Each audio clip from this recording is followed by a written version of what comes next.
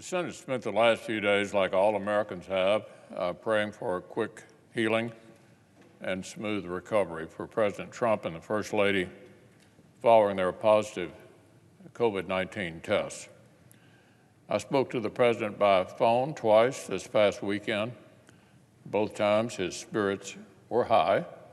Both times we talked about the people's business, our nation's fight against this pandemic, his exceptional nominee to the Supreme Court, Judge Barrett, as well as our efforts to continue rebuilding the economy for working families. We're also thinking of our friends and colleagues, the senior senator for Utah, the senior senator for Wisconsin, and the junior senator from North Carolina who are currently working from home. The standard cliche would say that these past few days have provided a stark reminder of the dangers of this terrible virus. But the truth is that our nation did not need any such reminder. More than 209,000 of our fellow citizens have lost their lives. Millions have battled illness or had their lives disrupted by positive tests. This past weekend, my home state of Kentucky just recorded its highest ever one-day total for new cases. We all need to remain vigilant. We all need to remain careful.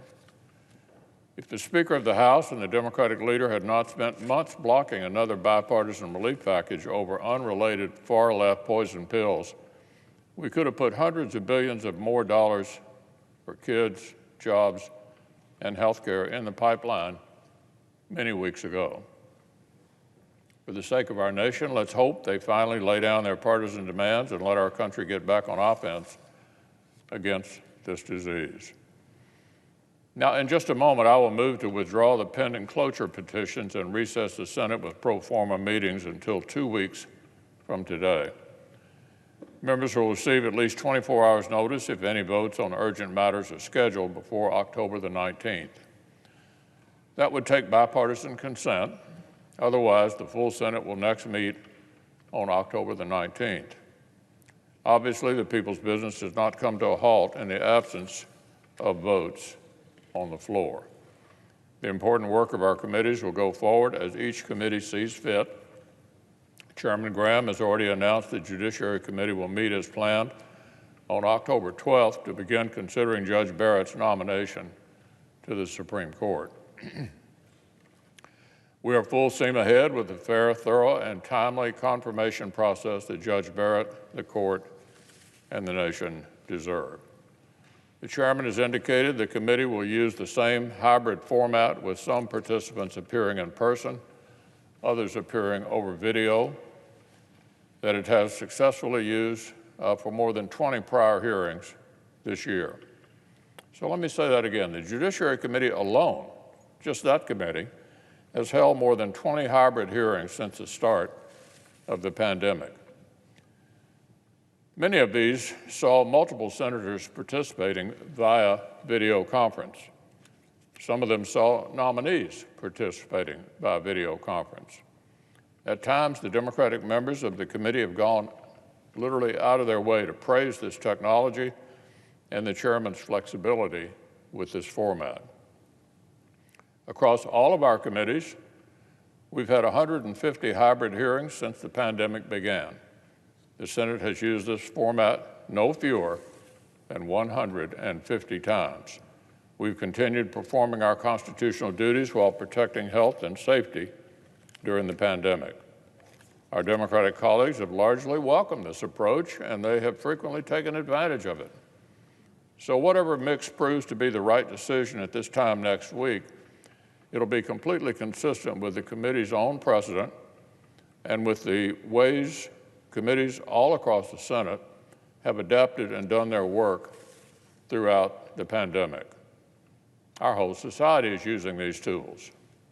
Earlier today, the Supreme Court itself resumed conducting oral arguments via teleconference, as it has done since last spring. The Senate's been using these processes for months. Just yesterday, the ranking member of the Rules Committee reminded the country that she actually helped set them up. It's nonsense for Senate Democrats to turn on a dime and now pretend these procedures are somehow no longer workable. It's nonsense to suggest that the tools that Senate Democrats have been happily using across all of our committees for months have suddenly gone bad overnight. Nobody's taking these disingenuous tactics at face value because the Democrats have told everyone out loud about their real intentions. For weeks now, numerous Senate Democrats have publicly promised they would try every trick in the book, every maneuver available to obstruct and delay a fair confirmation process. Weeks ago, the junior senator from Hawaii pledged, "I will look for every procedural tool that I can to make sure this does not happen."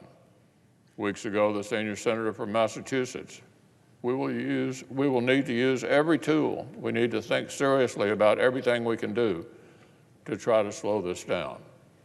The number 2 Democratic senator, our friend from Illinois, has said, we will use whatever tools we have available to slow things down.